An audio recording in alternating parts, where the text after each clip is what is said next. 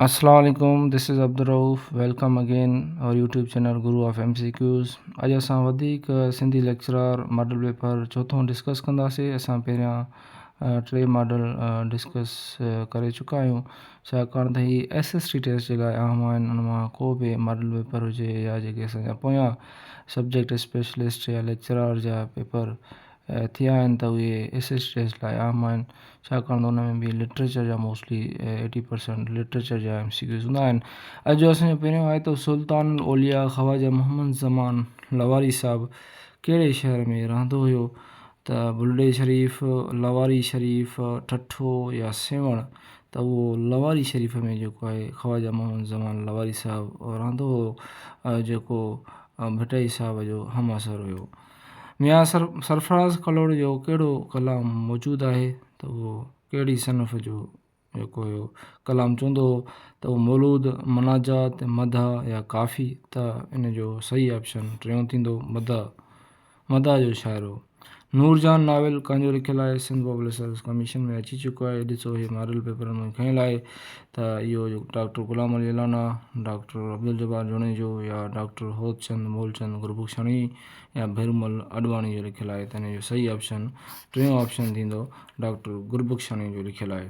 ॿियो असांजो आहे बदनसीब थरी जेको आहे ड्रामो आहे, इहो कंहिंजो लिखियलु आहे? इहो बि असांजो सिंध पब्लिक सर्विस कमीशन में अची चुको आहे। मंज़ूर नक़वी साहिब जो, मुमताज़ मिर्ज़ा, मोहम्मद इस्माइल डेपलाई या मोहम्मद इस्माइल अरसानी साहिब जो लिखियलु आहे। त इहो मोहम्मद उस्मान अरसानी साहिब जो लिखियलु आहे। क्वेश्चन नंबर असांजो पंजो आहे। हीअ बि असांजो क्वेश्चन अची चुको आहे सिंध पब्लिक सर्विस कमीशन में। दिलि जी दुनिया अफ़सानो आहे जेको इहो कंहिंजो लिखियलु आहे? त आगा सलीम, तारिक अशरफ, अमर जलील, गुलाम नबी मुग़ल साहिबु। त अमर जलील साहिब जो जेको आहे इहो अफ़सानो लिखियलु आहे।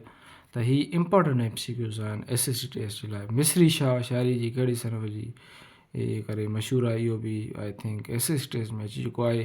त उहो बेत जो, गज़ल जो, रबई या काफ़ी जो? इहो ऑप्शन नंबर चोथों थींदो। इहो काफ़ी जो जेको आहे मशहूरु शाइर हुयो। क्वेश्चन नंबर असांजो सतों आहे। सिंधी शाइरी जो जॉन मिल्टन कहिड़े शाइर खे चवंदा आहिनि? त हाफ़िज़ हामिद, हाफ़िज़ अली, मियां छतन, नूर मोहम्मद खस्ता? त हाफ़िज़ हामिद खे जेको आहे जॉन मिल्टन चवंदा आहिनि। क्वेश्चन नंबर असांजो अठों आहे। इहो बि हिकिड़ो इम्पॉर्टेंट क्वेश्चन आहे।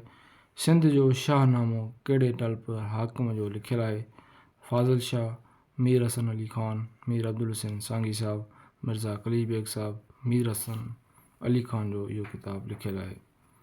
क्वेश्चन नंबर असांजो 9 आहे त मीर अब्दुल हुसैन सांगी कहिड़े शाइरी करे मशहूरु आहे? त उहो इश्किया शाइरी आहे, उन में रज़मी आहे, मदा आहे या तंज़िया आहे? त उहो इश्किया शाइरी जे करे जेको आहे मीर अब्दुल हुसैन सांगी साहिबु जेको मशहूरु आहे, जंहिं गज़ल ते तमामु घणो कमु कयो आहे। क्वेश्चन नंबर असांजो 10 आहे त सिंधी शाइरीअ में तंज़ मज़ा हुजू लाइ कहिड़ो शाइर मशहूरु आहे? त मोहम्मद हाशिम मुख़लस, ग़ुलाम अहमद निज़ामी, हाफ़िज़ मोहम्मद अब्दुल्ला? त हिन जो सही ऑप्शन पहिरियों थींदो Mohammad Hashim Mukhlis. Question number 11 important MCQs आहे। तज़किरा लतीफ़ी टे भाङा जो लेखक केरु आहे? प्रोफेसर अब्दुल करीम संदीलो साहिबु, प्रोफेसर अब्दुल मजीद साहिबु, प्रोफेसर डॉक्टर नबी बख्श, प्रोफेसर लुत्फ़ुल्लाह बदवी साहिबु? त हिन जो सही ऑप्शन जेको आहे चोथों थींदो प्रोफेसर लुत्फ़ुल्लाह बदवी साहिबु। बेलाइन जा बोल किताबु कंहिंजो लिखियलु आहे? Important MCQs for SST test. Doctor Ghulam Ali Allana, professor Abdul Majeed Memon साहिबु, डॉक्टर नबी बख्श, प्रोफेसर लुत्फ़ुल्लाह बदवी साहिबु? त हिन जो सही ऑप्शन जेको आहे डॉक्टर नबी बख्श बलोच थींदो। क्वेश्चन नंबर असांजो 13 आहे। माणक मोती लाल कंहिंजो लिखियलु आहे? अब्दुल करीम संदीलो, डॉक्टर नबी बख्श, मेमण अब्दुल मजीद, डॉक्टर हिदायत प्रेम? त सही ऑप्शन हिन जो टियों थींदो मेमण अब्दुल मजीद सिंधी साहिब जो लिखियलु आहे। क्वेश्चन नंबर असांजो 14 आहे। डॉक्टर अब्दुल करीम संदीलो साहिबु कहिड़े शहर में जेको आहे पैदा थियो? सखर में, दादू में, लाड़काणे में या नवाबशाह में? त हिन जो सही ऑप्शन जेको आहे सखर थींदो। क्वेश्चन नंबर 15 आहे त डॉक्टर मुरलीधर जेटली सिंधीअ जी कहिड़ी सनफ़ ते तहक़ीक़ कई आहे? त लसानियात ते, लुग़त ते, नसर ते या नज़म ते? लसानियात ते हिन जेको आहे तहक़ीक़ कई आहे। क्वेश्चन नंबर 16 जेको हिकिड़ो इम्पॉर्टेंट MCQs आहे असांजो SST टेस्ट जे लाइ। शाह जे कलाम में केतिरनि सुरमियुनि जो ज़िक्र आहे? 7, 5, 9, 10। त 7 जो जेको आहे ज़िक्र आहे। क्वेश्चन नंबर असांजो 17 आहे त शाह करीम जी क़बर ते कंहिं मुक़बरो जड़ायो हो? शाह हबीब साहब, ग़ुलाम शाह कलोड़ो, मीर अब्दुल हसन सांगी, शाह अब्दुल लतीफ़ भटई साहब। त हिन जो सही ऑप्शन शाह अब्दुल लतीफ़ भटई साहब थींदो। डॉक्टर एन मेरी शमील सिंधीअ जी कहिड़ी शाइर ते वधीक तहक़ीक़ कमु कयो आहे?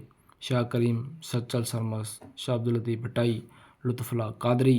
त हिन जो सही ऑप्शन जेको आहे शाह अब्दुल लतीफ़ भटई साहब थींदो। क्वेश्चन नंबर असांजो 19 आहे त कहिड़े मुहक़क़ पहिरियां ई शाह जे बैतनि खे रिसाले मां ख़ारिज कयो? डॉक्टर नबी बख्श, मिर्ज़ा कलीज बेग, डॉक्टर गुरबख्शानी या डॉक्टर उमर बिन दाऊद बोडो। त हिन जो सही ऑप्शन टियों थींदो, छाकाणि त डॉक्टर गुरबख्शानी जेको आहे शाह जे रिसालनि तमामु तनक़ीद कई हुई। क्वेश्चन नंबर असांजो 20 आहे त सिंध जो कहिड़ो दौरु क़दीम सिंधी तहज़ीब सम्झो वेंदो आहे? त तव्हांखे ख़बर आहे त अलोर जो दौरु, ब्रह्मण या मोहन जो दड़ो या काहुअ जो दड़ो। त मोहन जो दड़ो जेको आहे क़दीम सिंधी तहज़ीब जो दौरु सम्झो वेंदो आहे। क्वेश्चन नंबर असांजो 21 आहे त अरूज़ी शाइरीअ जी शुरूआत सिंधी शाइरी में कहिड़े दौर खां थी? समन खां, आरगून, कलोड़नि खां, टालपरनि खां। त कलोड़नि खां जेको आहे अरूज़ी शाइरीअ जी शुरूआत थी। क्वेश्चन नंबर 22 आहे त मीरनि जो दौर जी हुकूमत जो अरसो केतिरो आहे? त 1050 खां 1350 ताणी, 1843 खां 1890 ताणी, 1851 खां 1900 ताणी, 1783 खां 1843 ताणी जेको आहे मीरनि टालपरनि जेको आहे हुकूमत कई, जंहिं कलोड़नि खां हुकूमत जेका आहे खसी हुई।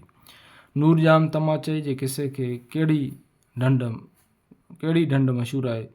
त मंछर, कींजर, कराड़ या हालेजी। त कींजर ढंढ जेको नूरजाम तमाचे जेको आहे समन जे दौर जो किसो आहे। ऐं शाह साहब सर कामोड में जेको आहे नूरजाम तमाची ऐं कींजर जो बि ज़िक्र उन में कयो आहे। इहो बि हिकिड़ो इम्पॉर्टेंट MCQ आहे। मामूई फ़क़ीर जा तहक़ीक़ थियल केतिरा बैत आहिनि? 7, 8, 9, 10। त हिन जा 7 बैत आहिनि। ऐं मामूई फ़क़ीर बि जेको आहे समन जे दौर सां तालुक़ु रखंदो। अहिड़े हिसाब सां बि सुवाल ईंदा आहिनि त हीउ जेको आहे शाइर या अदीब कहिड़े दौर सां तालुक़ु रखे थो। मामूई फ़क़ीरनि जो क़बरूं जेको आहिनि, मामूई फ़क़ीरनि जूं क़बरूं किथे? सेवण में, दादू में, ठठे में, आमरी में। त ठठे में आहिनि। लाखो फलाणीअ कहिड़े दौर जो सखी सरदार हुयो?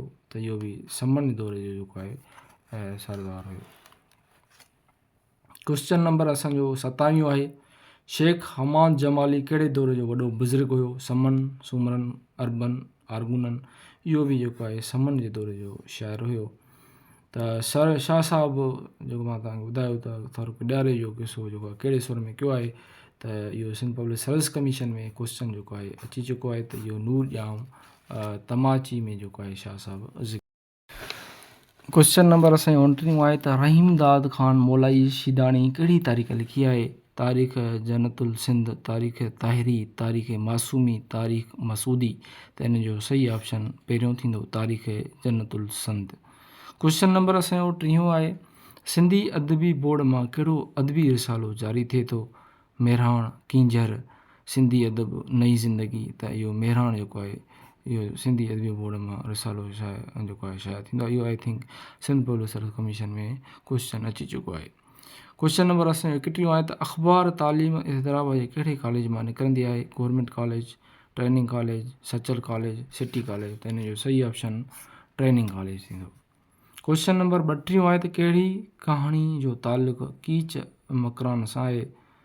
सोणी मिहार, नूरजाम तमाचाई, ससी पन्हू, सूरठ रायडियाज। त हिन जो सही ऑप्शन टियों थींदो, ससी पन्हू। शाह जे रिसाले क्वेश्चन नंबर 33 शाह जे रिसाले जी लुग़ात लतीफ़ कंहिंजो लिखियलु किताबु आहे? त बेरूमल महर, चंद अडवाणी साहब, मिर्ज़ा कलीज बेग, डॉक्टर नबी बख्श या मोहम्मद इस्माइल रुसाणी। त मिर्ज़ा कली बेग साहब जेको आहे लुग़ात लतीफ़ ऐं लुग़ात क़दीम बि उन लिखियो आहे। क्वेश्चन नंबर असांजो 34 आहे त सिंधी ज़बान में इल्मुल सान कंहिंजो लिखियलु किताबु आहे? प्रोफेसर ग़ुलाम अली अलाना, प्रोफेसर अब्दुल करीम संदीलो, डॉक्टर अब्दुल मजीद सिंधी, प्रोफेसर अली नवाज़ जतोई साहब। त हिन जो प्रोफेसर अली नवाज़ जतोई साहब जो किताबु लिखियलु आहे। क्वेश्चन नंबर 35 आहे सिंधी अदबी बोर्ड 2 भाङा जो लिखंदड़ केरु आहे? डॉक्टर नबी बख्श, डॉक्टर अब्दुल जब्बार जुणेजो, डॉक्टर अब्दुल करीम संदीलो, ख़ान बहादुर मोहम्मद सिद्दीक मेमण साहब। त हिन जो चोथों ऑप्शन जेको आहे सही थींदो। क्वेश्चन नंबर 36 आहे तज़किरो आहे शेर आहे लॉर्ड कंहिंजो लिखियलु आहे? त मोहम्मद बख्श, वासिफ़, हिदायत अली नजफ़ी, सलीम हालाई, मोहम्मद सुमार शेख साहब। त मोहम्मद सुमार शेख साहब जो लिखियलु आहे। हैरी ठक्कर काज़ी कादन जा केतिरा बेत ॻोल्हे कढिया? त 110, 112, 120, 125। त 112 जेको आहे हिन बेत जेके आहिनि काज़ी कादन जा लधा हुया। क्वेश्चन नंबर 38 जेको सिंध पब्लिक सर्विस कमीशन में अची चुको आहे। मोहनजोदड़ो नाविल कंहिंजो लिखियलु आहे? त इहो मोहनजोदड़ो नाविल अली बाबा जो जेको आहे किताबु जेको आहे लिखियलु आहे, जेको सिंध पब्लिक सर्विस कमीशन में अची चुको आहे। जेके तव्हां ॾिसो था मोस्टली हिन में 2-3 क्वेश्चन मॉडल पेपर हुजे या रिसेंटली जेके असां 2021 में या 23 में जेके सब्जेक्ट स्पेशल सिंधी जा पेपर थिया हुजनि त उन मां तव्हां ॾिसो त 2-3 क्वेश्चन असांजा SSC टेस्ट में अची चुका आहिनि। हम औसत नाविल जेको आहे इहो कंहिंजो लिखियलु आहे? त आगा सलीम, काज़ी खादम, अली बाबा, अमर जलील साहब। त आगा सलीम साहब जो इहो किताबु लिखियलु आहे। क्वेश्चन नंबर असांजो इहो बि इंपॉर्टेंट MCQs आहे। क्वेश्चन नंबर असांजो 40 आहे। शाह जो रिसालो डॉक्टर गुरबख्शानी साहब जे 3 जिल्दनि में केतिरा जेके आहिनि सुर आहिनि जेको छपरायो आहिनि? त 15, 16, 17, 18, 20। त हिन जो सही ऑप्शन थींदो 20 सुर आहिनि। क़दीम सिंध इहो किताबु आहे, इहो कंहिं लिखियो आहे? त प्रोफेसर नारायण दास, भेरूमल महरचंद अडवाणी साहब, डॉक्टर नबी बख्श। त हिन जो सही ऑप्शन भेरूमल महरचंद अडवाणी साहब थींदो, जेको क़दीम सिंध ऐं सिंधी ॿोलीअ जी तारीख़ ऐं वॾो सिंधी व्याकरण, इहे 3 किताब जेके आहिनि भेरूमल महरचंद अडवाणी साहब जा लिखियलु आहिनि। ॿियो असांजो आहे त मीर अब्दुल हुसैन सांघी शाह जे सावानिया कहिड़ी किताब जो लिखियो आहे? लुत्फ़ुल लतीफ़, लताइफ़ लतीफ़ या मुक़दमा लतीफ़ या शाह जे रिसाले जो मुतालो? त लताइफ़ लतीफ़ जेको आहे मीर अब्दुल हुसैन सांघी साहब लिखियो आहे। क्वेश्चन नंबर असांजो 43 आहे। स्टेज ड्रामा किताब कंहिंजो किताबु लिखियलु आहे? Professor Mir Mohammad निज़ामाणी, doctor Mohammad Yusuf, doctor काज़ी खादम या अली बाबा। त हिन जो सही ऑप्शन डॉक्टर मोहम्मद यूसुफ थींदो। क्वेश्चन नंबर 44 आहे त जापान जन जी जीअ सां जो किताब जो लेखक जेको आहे केरु आहे? तारिक अशरफ, तनवीर अब्बासी, अमर जलील या अल्ताफ़ शेख। हिन जो सही ऑप्शन अल्ताफ़ शेख थींदो, छाकाणि त हिन वधीक सफ़रनामा लिखिया आहिनि। हीअ बि हिकिड़ो सफ़रनामो आहे। सामी सदियूं सपूं किताबु कंहिंजो जेको आहे लिखियलु आहे? Doctor Abdul Majeed Memon, doctor Abdul Karim संदीलो, doctor Ghulam Ali Alana, doctor नबी बख्श बलोच साहब। डॉक्टर अब्दुल करीम संदीलो साहब जो इहो किताबु लिखियलु आहे। क्वेश्चन नंबर 46 आहे त शाह इनायत जी शहादत कहिड़े साल में थी? 1695, 1480, 1718, 1825। त शाह इनायत साहब जी 1718 में जेका आहे वफ़ात थी, पर शाह इनायत जेको आहे कलोण जे दौर सां तालुक़ु रखंदो हो, त कलोण जे दौर में शहादत थी हुई। शहीद अब्दुल रहीम गरोड़ी जो ज़ात जो जेको केरु हुयो? समो हुयो, सुमरो हुयो, ॼाम हुयो या मंगरियो हुयो? त मंगरियो हुयो। क्वेश्चन नंबर असांजो 48 आहे। शाह अब्दुल लतीफ़ जी सावानिया उमरी पहिरियों कंहिं लिखी आहे? डॉक्टर शाह करीम, शाह इनायत, मीर अली शेर, सचो सरमस्त। त मीर अली शेर साहब लिखी आहे। ज़ीनत जेको आहे नाविल आहे। क्वेश्चन नंबर 49 जेको आहे कंहिंजो लिखियलु आहे? तव्हां ख़बर आहे त इहो मिर्ज़ा कलील बेग साहब जो लिखियलु आहे। ऐं पहिरियों जेको आहे तबेज़ाद नाविल जेको आहे हिन जो दलारम आहे। क्वेश्चन नंबर असांजो 5 क्वेश्चन आहे, इंपॉर्टेंट क्वेश्चन आहे इहो बि। साओपन कारोपन कंहिंजी सावानिया अमीरी आहे? त माना आतम कहाणी कंहिं चवंदा त इहा मिर्ज़ा कलील बेग साहब जी आहे। त हीअ हुयो असांजो मॉडल पेपर नंबर 4 जेको अहम हुयो। ऐं हिन में मोस्टली क्वेश्चन तव्हां ॾिठा हूंदा त तव्हांखे 4-5 क्वेश्चन अहिड़ा नज़र ईंदा ऐं 6-7 क्वेश्चन जेके SSC टेस्ट जा पोयां तव्हां पास पेपर ॾिसंदव त हुन में तव्हांखे इहे क्वेश्चन नज़र ईंदा। Thank U very much.